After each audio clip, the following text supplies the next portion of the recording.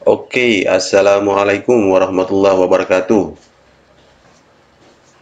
Warga belajar dimanapun berada, kali ini saya akan mencoba membagikan video tutorial tentang pemanfaatan aplikasi Zoom Cloud Meeting Room untuk pembelajaran dalam jaringan.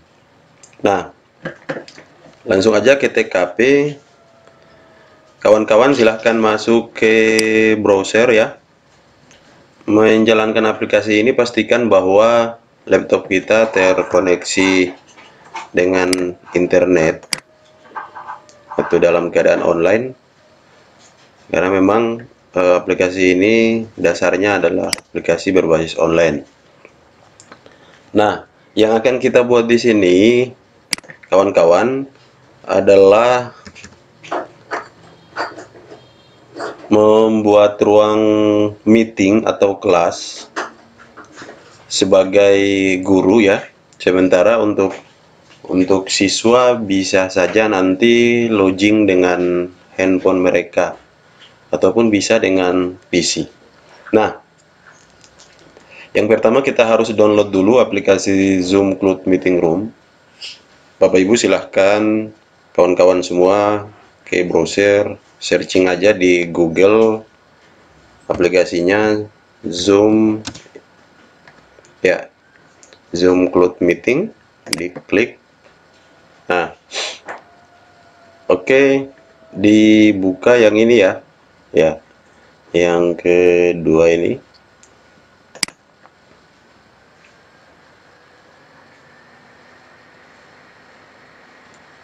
Nah, untuk ketahuan Bapak Ibu, Zoom Cloud Meeting sendiri adalah aplikasi yang bermanfaat untuk perangkat lunak pertemuan virtual berbasis cloud yang serupa seperti Zoho misalnya, atau Webex ya. Nah, aplikasi ini dapat digunakan dengan perangkat seluler. Itu adalah alat yang sempurna bagi mereka yang sedang berpergian dan masih perlu untuk disimpan dalam atau digenggam ya.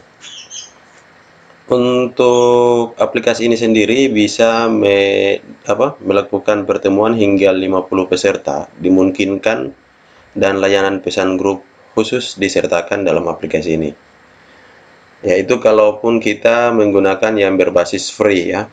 Tapi ini seyogyanya harus berbayar supaya fasilitas dan kapasitasnya dapat mendukung ya, sesuai kebutuhan kita. Oke, kalau sudah seperti ini ya, Bapak Ibu sign up ya.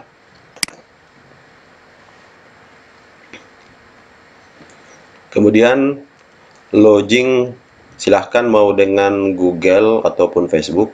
Saya di sini sign sama Google ya. Sudah terintegrasi Google-nya di browser saya ini. Ya, setelah masuk seperti ini langkah pertama Bapak Ibu ya. Langkah pertama bisa seperti ini. Ya, jika sudah seperti ini, kita bisa bekerja dari browser ini. Kita juga bisa mendownload aplikasinya supaya langsung aja setiap kali mau meeting ataupun membuka kelas, kita langsung aja lewat aplikasi. Nah, ini langkah pertama ya. Untuk langkah kedua, untuk masuk supaya lebih praktis, kembali lagi ke Google. Kemudian Bapak Ibu ketik lagi seperti tadi, Zoom Cloud Meeting. Nah, di bawah ini ada download ya. Kita milihnya yang download.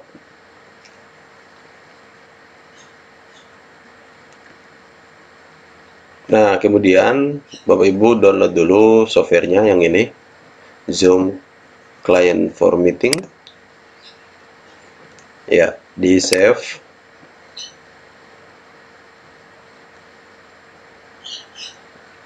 Oke, sambil menunggu prosesnya, ya sudah terdownload. Saya langsung run, dijalankan.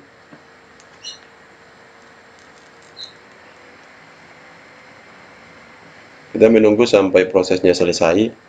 Nah, aplikasi ini sekarang diklaim kurang lebih ada 170.000 organisasi sudah menggunakan Zoom Cloud Meeting karena sifatnya yang fleksibel ya, dan platformnya sangat intuitif.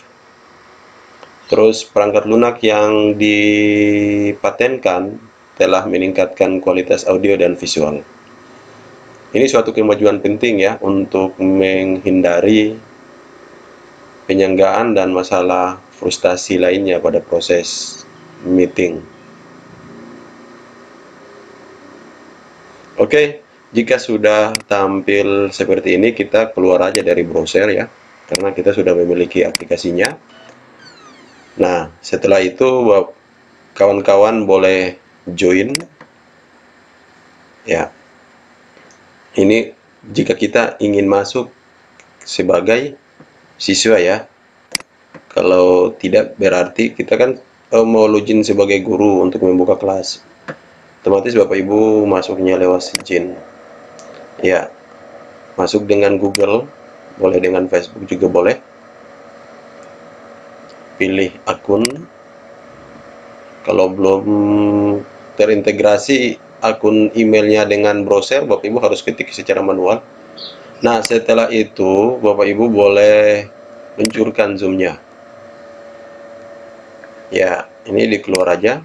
Nah, ini kita sudah memiliki aplikasi Zoom yang terinstall tanpa harus nanti login selanjutnya lewat browser.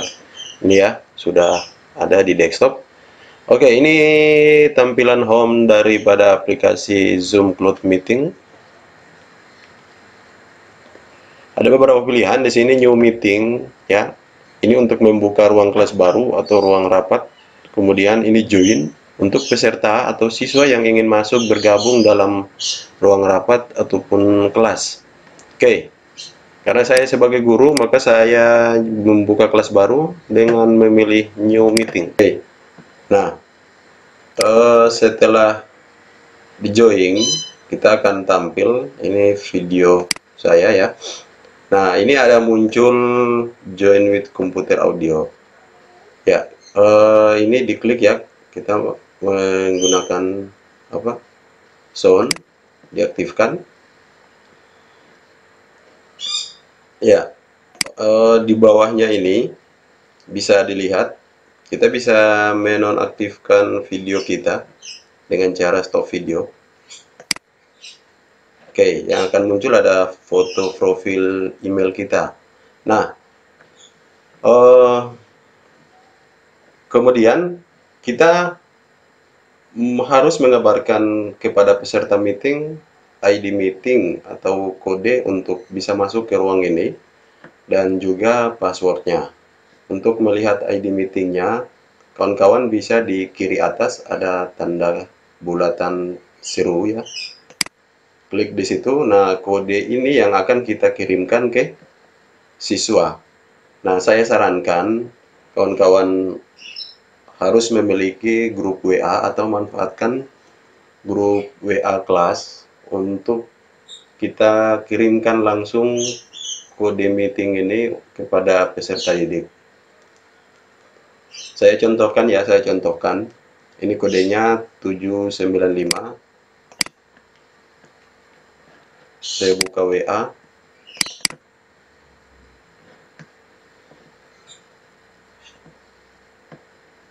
Oke, ini contoh, ini kelas daring yang saya kelola ya. Misalnya, silahkan masuk ke kelas daring dengan ID meeting.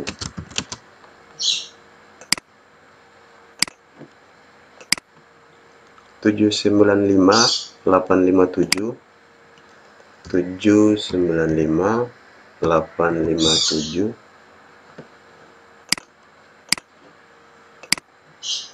334 334. Passwordnya kita lihat lagi, passwordnya 415619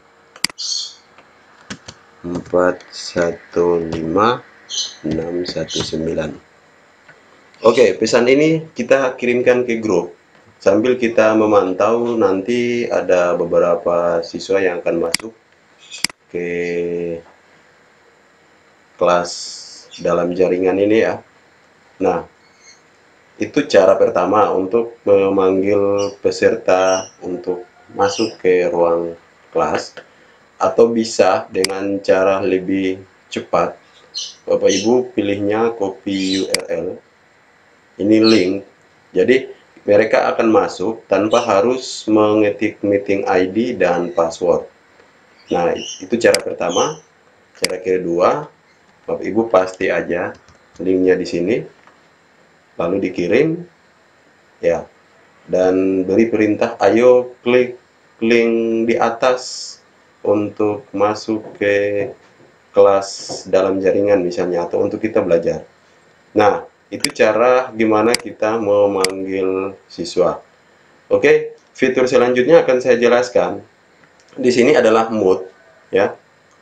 Mute ini ketika kita ingin menonaktifkan mic kita.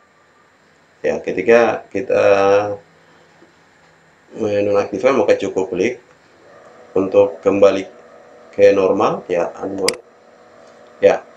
Kemudian start video ini adalah untuk mengaktifkan atau menonaktifkan video. Oke, seperti itu.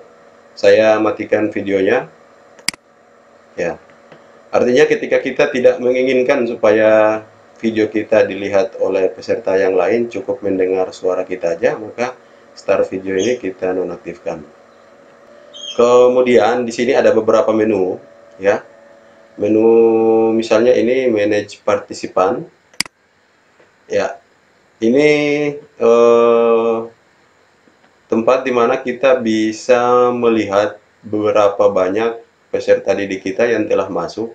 Nanti mereka akan tampil di sini dengan nama mereka masing-masing.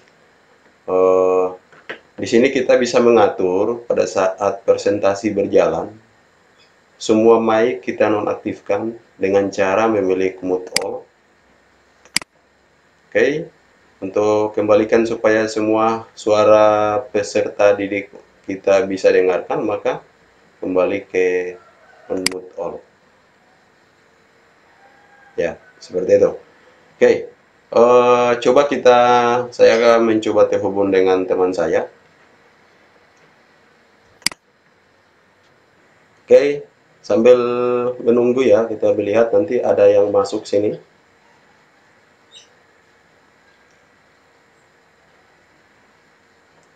Iya, ini ya, ini teman saya yang ganteng, sudah masuk ya. Ya, nah, Pak Rian boleh diperkira suaranya, Pak Rian, halo. Rian. Iya, halo. Oke, sudah terhubung ya. Ini kalau misalnya peserta didik, ada sekitar 30 orang, maka ini sangat ribut sekali, kawan-kawan.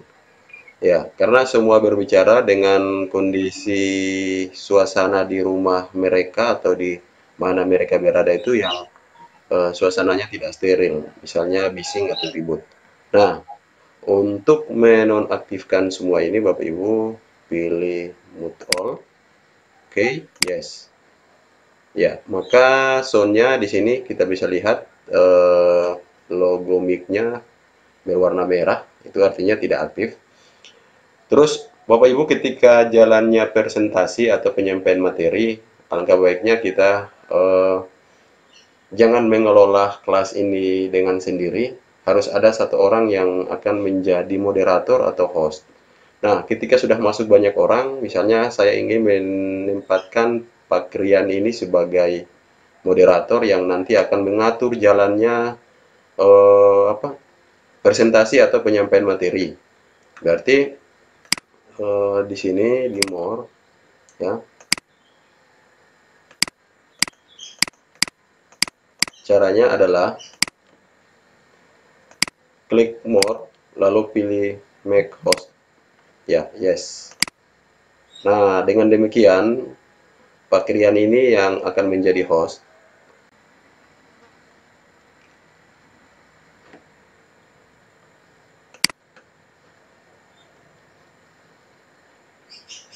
Nah, Bapak Ibu, saatnya kita akan presentasi. Pastikan bahwa kita telah membuka bahan ajar kita, ya.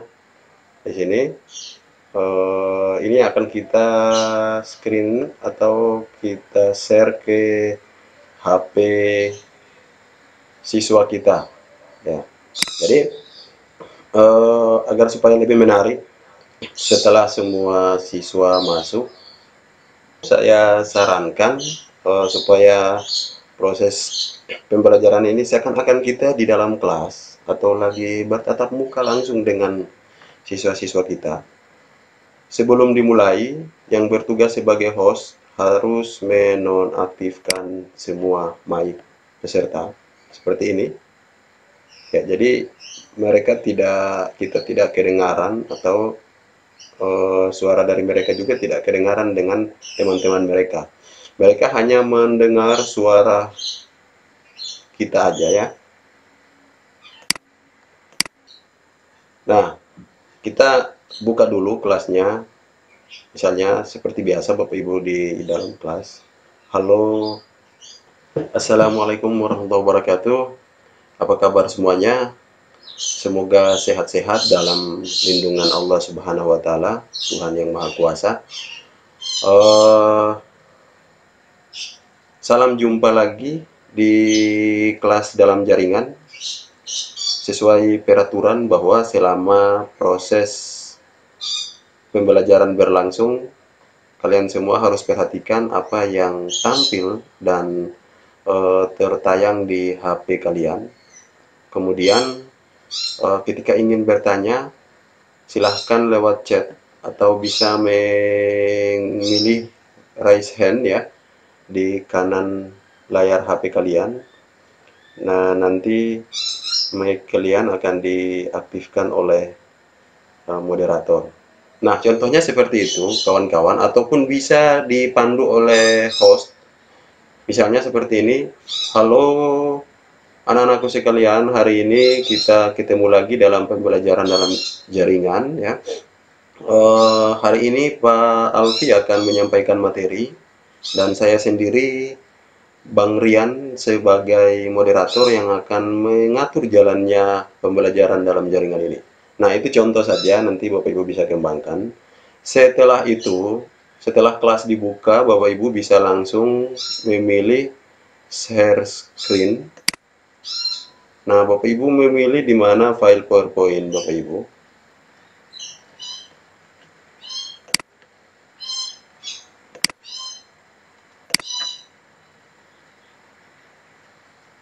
Ya. Nah, di sini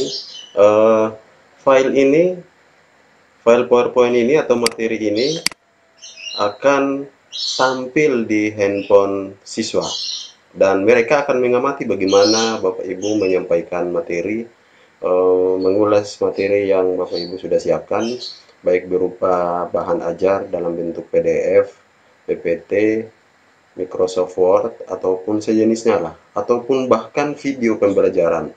Nah, Bapak Ibu tinggal presentasi aja, misalnya penilaian ini contoh aja dengan pengetahuan. Nah, alur penyusunan tes tertulis. Nah, alurnya seperti ini, mulai dari penyusunan kisi-kisi, penulisan soal, telaah dan perbaikan, dan perakitan soal. Nah, ketika presentasi selesai, sudah selesai semuanya, Bapak Ibu memilih stop share, ya. Artinya menonaktifkan tampilan PowerPoint kita ini di handphone mereka. Oke, secara otomatis akan kita kembali ke ruang meeting dan di sini nanti Bapak Ibu bisa lihat di chat ya. atau hostnya berperan untuk mengawal chat, jangan sampai ada pertanyaan. Nah, misalnya ini ada pertanyaan. Nah, Bapak Ibu, setelah presentasi kita membuka diskusi. Nah, ketika kita membuka diskusi, ini tampilannya hanya tiga. Mohon maaf, ini karena hanya tiga partisipan yang bergabung.